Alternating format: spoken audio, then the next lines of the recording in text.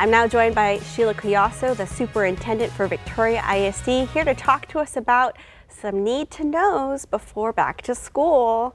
Welcome, Ms. Cuyasso. Thank you, Carolina. Always a pleasure to be here with you. It's always great to catch up. And what are we looking at so far, strategic, strategy-wise, for the district as we head on back to school?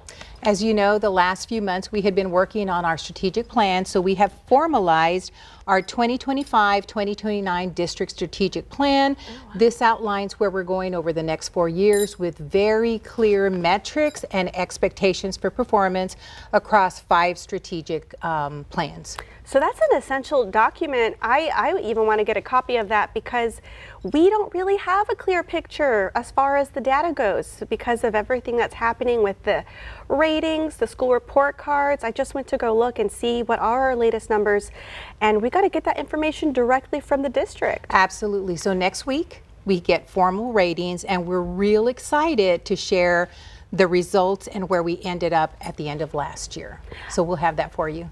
Yes, and it did look like, I know this is old data, it did look like the areas of improvement are in elementary school levels that are needed the primarily. most. So we had multiple campuses that were not performing at expected levels, F campuses, and all of those campuses, it appears, based on our preliminary data, will now have moved out of that status. I see. Well, that's excellent news. Yes.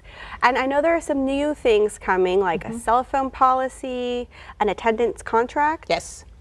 So a couple of things. Our off and away policy, House Bill 1481, is new, signed by the governor, that prohibits the use of personal communication devices. So we have developed a plan that will be rolled out district-wide to every single campus, and it's basically going to be no communication devices from bell to bell. Okay. So first bell to last bell, no communication devices. So does that mean that, you know, I'm helping my child get ready for school in the morning, we'll call her Susie. Yes. And, you know, I'm thinking, Susie, have your cell phone, but turn it off. That's correct. And keep it in this inside pocket with a zipper in your backpack so you don't even think about accessing it. Absolutely. And you don't turn it on, Susie, until the end of the school day. That's exactly the way it works. Yes. And parents are going to have questions about what happens in an emergency and those kinds of things.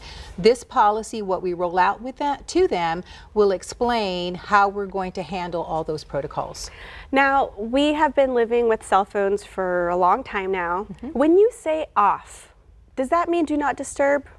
It's off as in turn the cell phone off. Powered off. Correct. Okay, because I do know some parents like to keep track of their child's location, but maybe that could be solved with something like an AirTag. Possibly. Something like that. Those are all the things we're looking at. It's new law.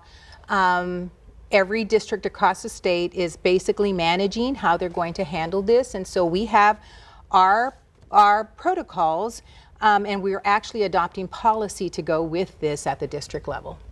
Well, it's very admirable, all the efforts, everything that y'all are doing to prepare. This is going to put a lot of pressure on districts across the state and parents. It will. It will. And we get to focus on educating kids. Right, right. Keep them away from their cell phones, away from the distractions, and focused on excellent instruction, which we expect. And keep that brain rot away. That's right. That's Make right. those brains stay engaged. That's right. Well, not Dr. Cuyasso, I keep wanting to give you a doctorate. But Ms. Cuyasso, what else are you looking forward to as far as the first day, the first week, couple months of school? So a couple of other things that we're rolling out are our Citizenship Ready plan, and so parents will be receiving a copy of that. We have 10 VISD values, you know, excellence, respect, honesty, several others, 10 of those, that we're enforcing district-wide with both the adults and the students. So they'll see the Citizenship Ready plan. We need parents and the community to support us in how we roll this out and hold students to that expectation. And then the last thing we have is our Showing Up for Excellence plan. Attendance is so important. We landed at right under 93% last year. We need every kid in school. Yeah. Every single student needs to be sitting in classrooms. When they're there, we can educate them.